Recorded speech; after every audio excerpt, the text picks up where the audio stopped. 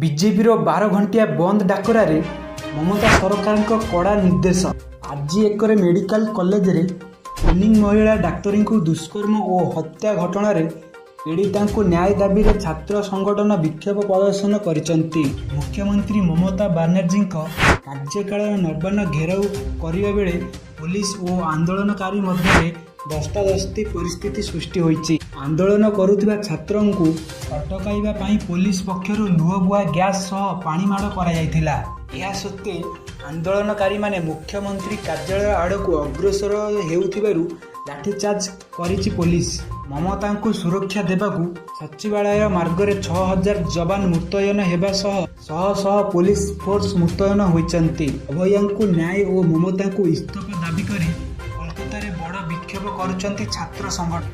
ସେପଟେ ବିଜେପି ମହିଳା ଡାକ୍ତରଙ୍କ ଦୁଷ୍କର୍ମ ଓ ହତ୍ୟା ଘଟଣାକୁ ନେଇ ଅଶାନ୍ତ ହୋଇ ପଡ଼ିଥିବା ପଶ୍ଚିମବଙ୍ଗରେ ବନ୍ଦ ଡାକରା ଦେଇଛି।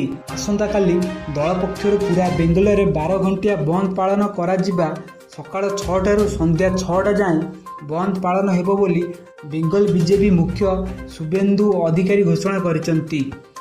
ବିଭିନ୍ନ ଛାତ୍ର ସଂଗଠନ ପକ୍ଷରୁ ଆଜି ମମତା ବାନାର୍ଜୀଙ୍କ ଇସ୍ତଫା ଦାବିରେ ଚାଲିଥିବା ନବାନ୍ନ ଅଭିଯାନ ରାଲିରେ ବ୍ୟାପକ ହିଂସାକାଣ୍ଡ ଦେଖିବାକୁ ମିଳିଛି।